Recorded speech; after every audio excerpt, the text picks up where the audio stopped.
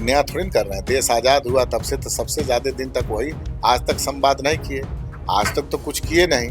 अब मौका इधर मोदी जी के समय से नहीं मिल रहा है तो इनको बहुत कुछ यादें आ रही हैं, लेकिन सबका अपना दल है, अपना कार्यक्रम करने का अधिकार है। प्रधानमंत्री कोई नया आ रहा है, जब जब आते हैं बिहार को सौगात देते हैं। एम्स दिल्ली देखिए आप कैसे दिए, आप वहाँ पर भागलपुर आए, दरभंगा में आए, आपके अभी मधुबनी में आके गए हैं, तो अब जब प्रधानमंत्री आते हैं तो वो जमाना चला गया कि प्रधानमंत्री चुनाव में आते थे, एक बार दिखते थे। सौहार्दपूर्ण वातावरण में सभी दल के हमारे बड़े नेता बैठक शुरू कर दिए हैं, और जिस दिन आपको फाइनल हो जाएगा उस दिन सारे मीडिया के साथियों को बुला करके बजाते कौन सी सीट पे लोक जनशक्ति पार्टी रामविलास लड़ेगी, कौन सीट पे जदयू लड़ेगा, कहाँ बीजेपी लड़ेगी, कहाँ भूपेंद्र जी लड़ेंगे, कहाँ मांझी जी लड़ेंगे, सबका विस्तृत ब्यौरा आपको। कुछ नहीं कटने वाला है, कोई नुकसान होने वाला नहीं है। ये भ्रम है, भ्रम फैलाना क्यों? अच्छा, कोई उनको लड़ने के लिए हम मना ही नहीं किया है, हमारा दल मना थोड़ी नहीं किया। लड़ना चाहिए था, 5 संसद वाली पार्टी थी, 0 पे आउट हो गई, चुनाव भी नहीं लड़े, कहीं प्रचार करने का भी मौका नहीं मिला। सब जाति पाति मजहब तोड़ करके लोग उनको उनके साथ हैं। तो चिराग पासवान के करिश्माई नेतृत्व में वो ताकत है कि बिहार में अभी सबसे ज्यादा लोग उन पे टकटकी लगाए हैं कि बिहार का ये और आगे विकसित बिहार बनाने का काम चिराग सीएम फेस तक समय आने पर। अच्छा, क्यों? उनका उम्र नहीं है। नमस्कार, न्यूज़ फॉर नेशन देख रहे हैं आप और मैं हूं आपके साथ साक्षी झा। बिहार में विधानसभा का चुनाव नजदीक है और ऐसे में तमाम बड़े नेताओं का बिहार दौरे का जो कार्यक्रम है वो शुरू हो चुका है। इसी बीच लोकसभा के नेता प्रतिपक्ष राहुल गांधी भी आज बिहार दौरे पर आए हैं।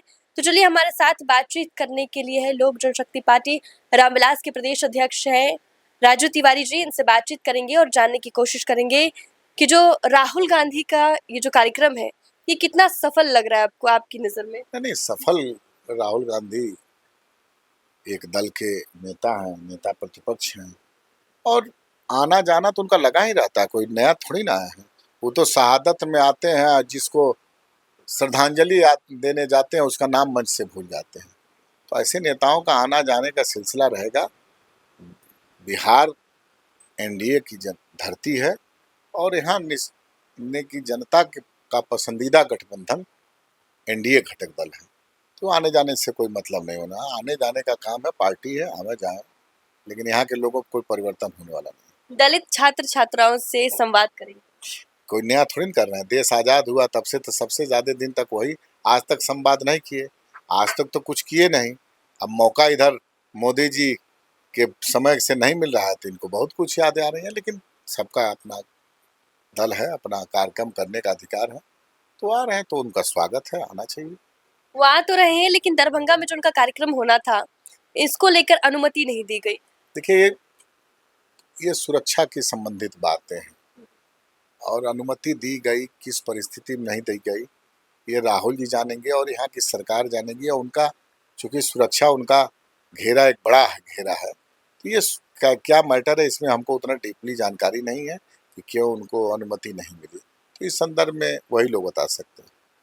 और देखिए एक और सवाल है, क्योंकि चुनाव नजदीक है, ऐसे में दोनों ही गठबंधनों में सीट बंटवारे को लेकर बातचीत चल रही है, तो लोक जनशक्ति पार्टी यानी कि आपकी पार्टी कितना सीट लेगी? नहीं, अब समय आने बता दिया जाएगा कितना सीट। बातचीत चल रही, निश्चित रूप से ये भी सही है, और बहुत सौहार्दपूर्ण वातावरण में सभी दल के हमारे बड़े नेता बैठक शुरू कर दिए हैं, और जिस दिन आपको फाइनल हो जाएगा उस दिन सारे मीडिया के साथियों को बुला करके बजाते कौन सी सीट पे लोक जनशक्ति पार्टी रामविलास लड़ेगी, कौन सीट पे जदयू लड़ेगा, कहाँ बीजेपी लड़ेगी, कहाँ भूपेंद्र जी लड़ेंगे, कहाँ मांझी जी लड़ेंगे, सबका विस्तृत ब्यौरा आपको दे दिया जाएगा। समय आने का इंतजार करें। अच्छा, एक और सीट है, काफी हॉट सीट है, बोधगया, जहां से जो बीजेपी के पूर्व विधायक श्याम देव वो अब आपकी पार्टी में आ चुके हैं, तो इस बार देखिए, हॉट सीट पूरे बिहार के हमारे समझ से 243 सीट, हर सीट का उतना ही महत्वपूर्ण। राष्ट्रपति भी मतदान करने जाता है तो उसका भी मत एक ही मत गिना जाता है, आपका हमारा सबका एक ही गिना है। इसलिए 243 विधानसभा में सभी विधानसभा हॉट सीट है, और निश्चित रूप से आए हैं, और हमारे बड़े मजबूत नेता हैं और उनकी अच्छी पकड़ है उधर। तो शीर्ष नेतृत्व निर्णय करेगा कि कौन कहाँ से लड़ेगा। निश्चित रूप से मजबूत नेता है, लेकिन तो नेतृत्व तय करेगा। इसका एक प्रक्रिया होती है, पार्लियामेंट्री बोर्ड, पहले सीटों का बंटवारा हो जाएगा, फिर हमारे पार्लियामेंट्री राष्ट्रीय नेशनल पार्लियामेंट्री बोर्ड की बैठक होगी, उसके बाद हमारे राष्ट्रीय अध्यक्ष इस सब के लिए अधिकार, उनके उनके क्षेत्र की बात है, तो फिर वो किसको लड़ाना है, कहाँ से लड़ाना है, ये सब निर्णय पार्लियामेंट्री बोर्ड राष्ट्रीय लेगी और राष्ट्रीय अध्यक्ष आदरणीय चिराग पासवान लेंगे। इस सीट की बात हम इसलिए कर रहे हैं क्योंकि जीतनराम मांझी भी बोधगया पर अपनी दावेदारी कर रहे हैं, उनकी बहू है, वो कैंपेन कर रही है, घूम रही है अपने क्षेत्र में। अभी देखिए, ये वही बताया ना कि शीर्ष नेतृत्व की बात है, उनकी बहू घूम रही है, तो बहुत सारी सीटों पर भाजपा भी वहाँ तैयारी कर रही है, जदयू भी तैयारी कर रहा है और हम भी तैयारी कर रहे हैं। बहुत सारी सीटें ऐसी हैं, लेकिन यही तो नेतृत्व का काम होता है। जब बैठेगा शीर्ष नेतृत्व बैठेगा तो आपस में तय करके वो इसका निपटारा कर लेंगे लोग।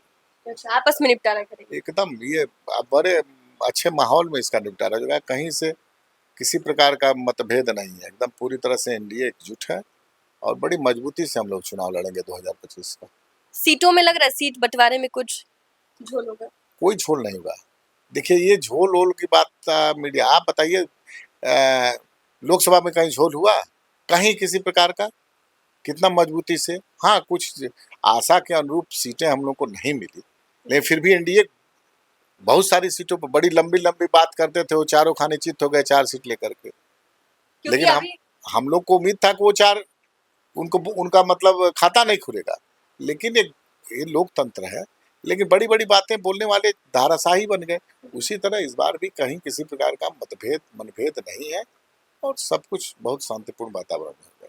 क्योंकि नाराजगी की बात हुई तो पशुपति पारस, उन्होंने अभी कौन से गठबंधन में, इस बात का तो ऐलान नहीं किया है, लेकिन उन्होंने कहा है कि चुनावी मैदान में वो नजर आएंगे।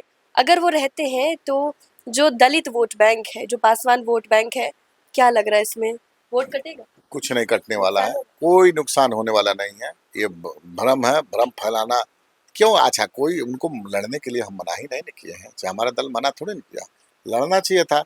5 संसद वाली पार्टी थी, 0 पे आउट हो गई, चुनाव भी नहीं लड़े, कहीं प्रचार करने का भी मौका नहीं मिला।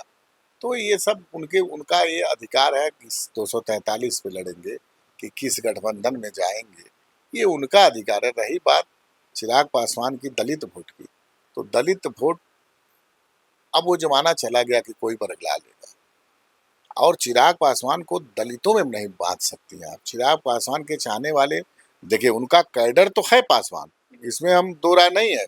हमारे दल का रीढ़ की हड्डी है पासवान, लेकिन चिराग पासवान के नेतृत्व में इतनी क्षमता है कि आज बिहार के सबसे ज्यादा युवा उनको पसंद करते हैं, सबसे ज्यादा। अब हम लोग तो निकले थे आशीर्वाद यात्रा लेकर घूमने का काम किया, सब जाति पाति मजहब तोड़ करके लोग उनके साथ हैं।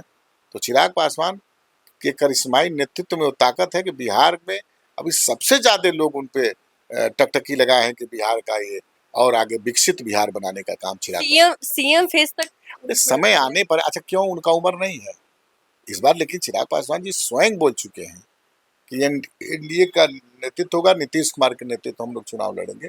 और चिराग पासवान जी का उम्र अभी क्या है, अभी उनको 35 साल राजनीति करना है। नहीं, 30-35 साल आज समय सीएम बिहार की जनता बनाएगी, तो आप चिंता मत करिए। हाँ, बिहार की जनता का आशीर्वाद निश्चित रूप से युवाओं में, आज के डेट में बिहार में क्या पूरे देश में एक अलग ही उनका मतलब पॉपुलर छवि के रूप में उभरे हैं। लोक जनशक्ति पार्टी पूरे कॉन्फिडेंस के साथ ही बात कह रही। नहीं, कॉन्फिडेंस हमारे पास हमेशा रहता था, जिसमें हम लोग का परिवार टूट गया, घर टूट गया, पार्टी टूट गया, हम लोग अपने मेहनत, अपने कॉन्फिडेंस के बल पर और अपने नेता पद्म भूषण रामविलास पासवान के आशीर्वाद के बदौलत हमेशा दुख की घड़ियों को काट करके अच्छे दिन में आए हैं। तो हमारा परिश्रम है, हमारे नेता का आशीर्वाद है, हमारे नेता के करिश्माई नेतृत्व है, आशीर्वाद रामविलास पासवान जी का है, और चमत्कारी नेतृत्व चिराग पासवान जी का है। तो दो ताकत हम लोग के साथ है, हमारे एक कार्यकर्ताओं के साथ है। 30 तारीख को प्रधानमंत्री भी आ रहे हैं बिहार। प्रधानमंत्री कोई नहीं आ रहे हैं, जब आते हैं बिहार को सौगात देते हैं। एम्स दिल्ली देखिए आप कैसे दिए, आप वहाँ पर भागलपुर आए, दरभंगा में आए, आपके अभी मधुबनी में आके गए हैं। तो अब जब प्रधानमंत्री आते हैं तो ये जमाना चला गया कि प्रधानमंत्री चुनाव में आते थे, एक बार दिखते थे लोग।